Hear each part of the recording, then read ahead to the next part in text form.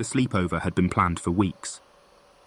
My best friend, Lisa, had invited me to spend the night at her house. Her parents were out of town, and her older brother, Eric, would be there to supervise. I'd always liked hanging out at their place, but this time, something felt off from the moment I arrived. Lisa's house was a sprawling old mansion that had seen better days. It had a charm, but it was also a little spooky, especially at night. The towering oak trees in the front yard cast long, ominous shadows across the front porch as I rang the doorbell.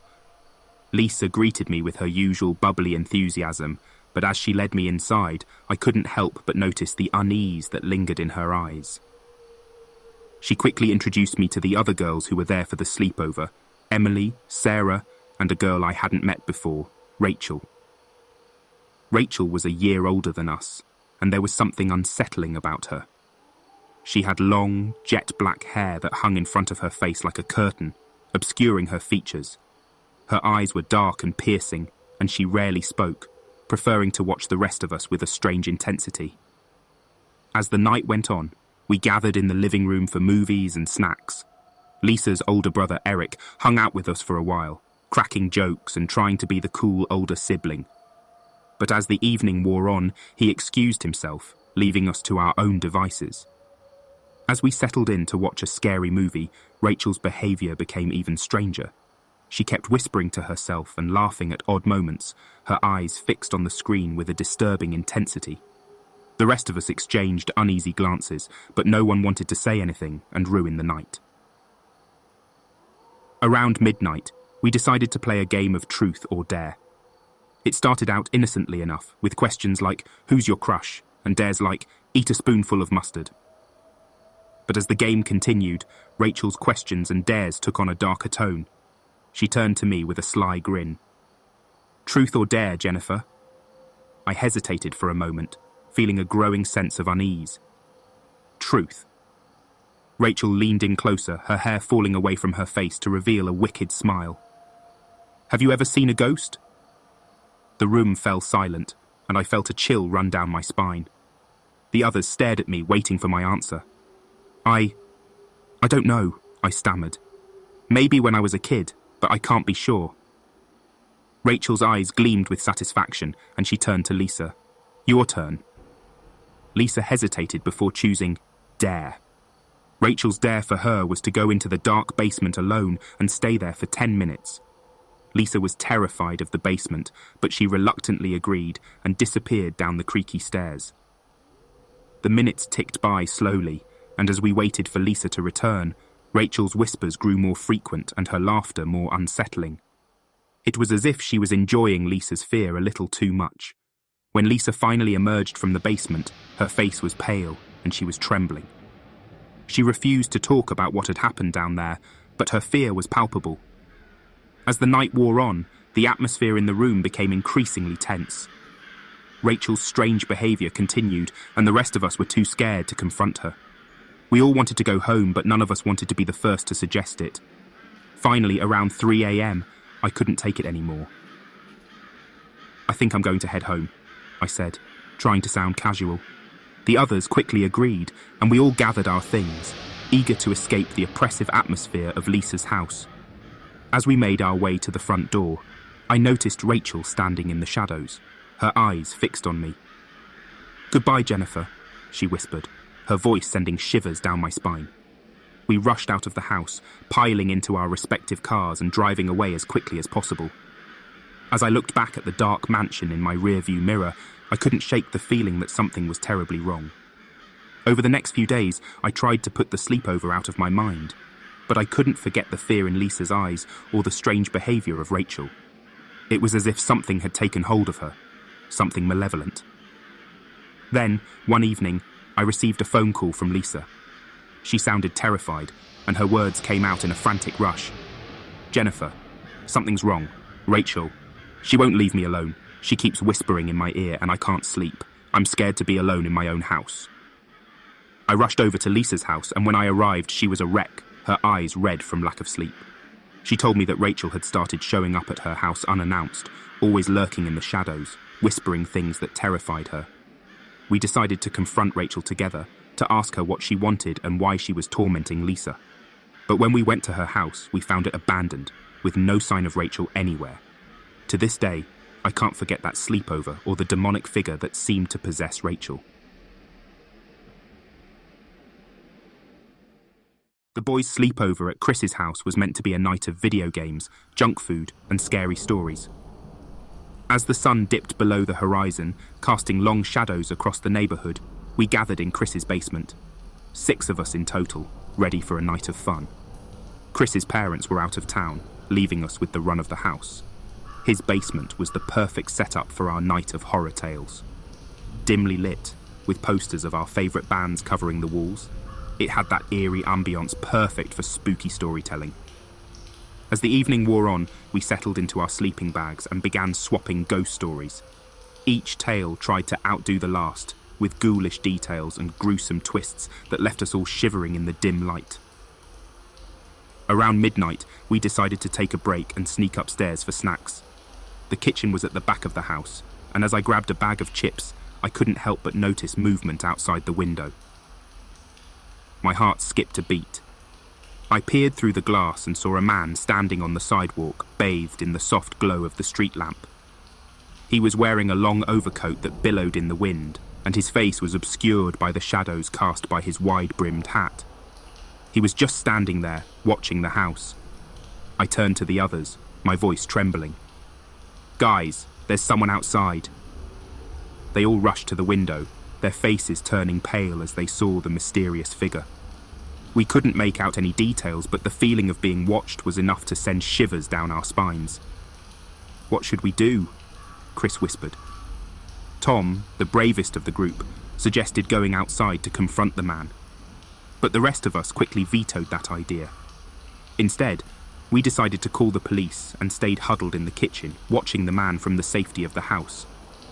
As we waited for the police to arrive, the man continued to stand there, unmoving, like a statue. It was as if he knew we were watching him but didn't care. The minutes ticked by, feeling like hours, and the tension in the room was unbearable. Finally, we heard the wailing sirens of the police cars approaching. The man outside must have heard them too, because he turned and walked away, disappearing into the darkness. We watched as the officers searched the area but found no trace of him. The police assured us that they would patrol the neighborhood throughout the night and told us to lock all the doors and windows. They left, and we tried to go back to our sleepover, but the fun had been sucked out of the night. We locked all the doors and windows, double-checked the locks, and made sure all the lights were on. We even decided to sleep in the living room where we could keep an eye on the front door.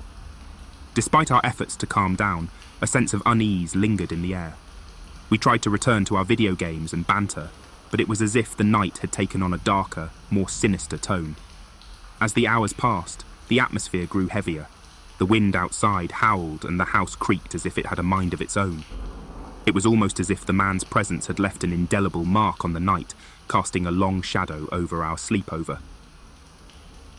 Around 3 a.m, we decided to call it a night and settled into our sleeping bags.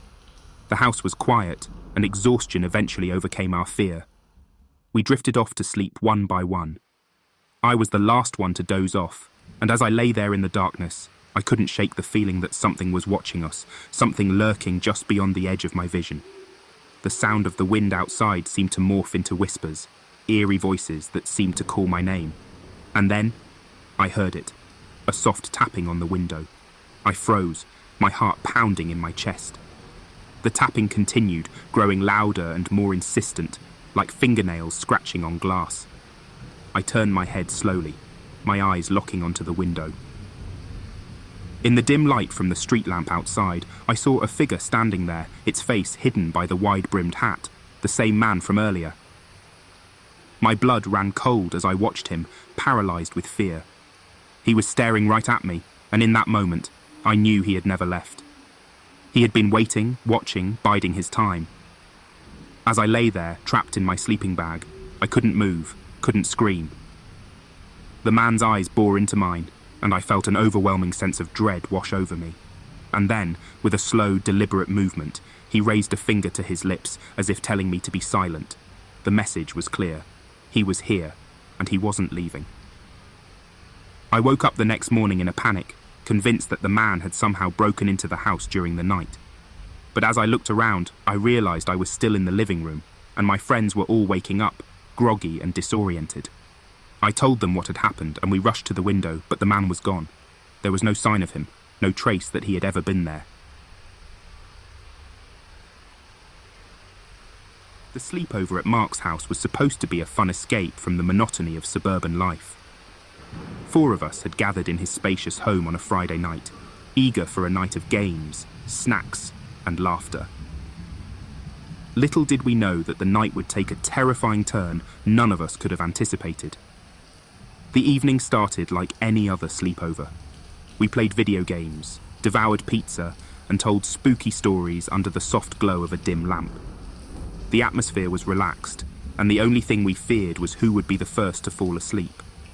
As midnight approached, Mark suggested we try something different.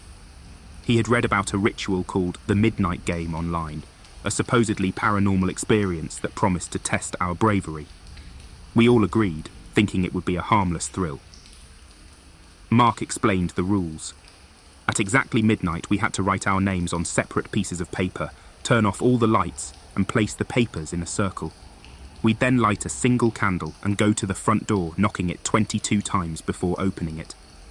At that point, the Midnight Man was supposed to enter our world, and the goal was to avoid him until 3:33 a.m. If the candle went out or we didn't follow the rules, the Midnight Man would catch us, and the consequences were dire. Nervous laughter filled the room as we prepared for the ritual. At exactly midnight, we gathered at the front door, candle in hand. The flickering flame cast eerie shadows on our faces as Mark knocked 22 times, his knuckles rapping against the wooden door. With each knock, our hearts pounded in anticipation. As the final knock echoed through the house, Mark swung open the door. The darkness beyond swallowed us whole, and the world outside seemed to have transformed. Trees loomed like silent sentinels, their branches like skeletal fingers reaching out to us. We stepped into the inky blackness, the candle casting our elongated shadows. Our laughter had faded into nervous silence as we ventured deeper into the night, our hearts beating in time with the eerie symphony of the nocturnal world. The minutes dragged on, and the initial thrill of the game gave way to growing unease. The air felt colder, and strange sounds echoed around us, like distant whispers carried on the wind. Shadows danced at the corners of our vision, and every rustle of leaves sent us into a tense frenzy. At some point, we realized that we had separated, each of us trying to avoid the Midnight Man on our own. Panic set in as I wandered through the darkened streets, desperately searching for my friends. The candle's flame flickered ominously, threatening to snuff out with every gust of wind. Suddenly, I heard a blood-curdling scream, followed by a series of terrified cries for help. It was Mark's voice, and it sent a chill down my spine. Without thinking, I sprinted in the direction of his voice, the candle casting eerie shadows as I moved. I found Mark in a small clearing, his face a mask of terror as he cowered against a tree. His candle had gone out, and he was frantically trying to relight it with trembling hands. "Mark, what happened?" I shouted, my own voice quaking. He looked at me, his eyes wide with fear. "He's real, he's here. I saw him, and he's coming for us." Before I could respond, a bone-chilling voice echoed through the darkness. "You called for me." The Midnight Man emerged from the shadows, his form a shifting, indistinct silhouette. My heart hammered in my chest as I fumbled to light my candle, praying it would work. The Midnight Man advanced, his presence suffocating, his eyes like burning coals in the darkness. The candle sputtered to life just in time, and the Midnight Man hissed, retreating into the night. Mark and I stumbled back to where we had left our friends, finding them huddled together in a frightened group. We decided to abandon the game, not daring to risk another encounter with the Midnight Man. We retraced our steps, and as the first light of dawn broke on the horizon, we returned to Mark's house, shaken but alive. That night forever changed us. We had toyed with forces beyond our understanding, and we had witnessed something that defied explanation. The Midnight Man was real, and the terror he had instilled in us would haunt our nightmares for years to come.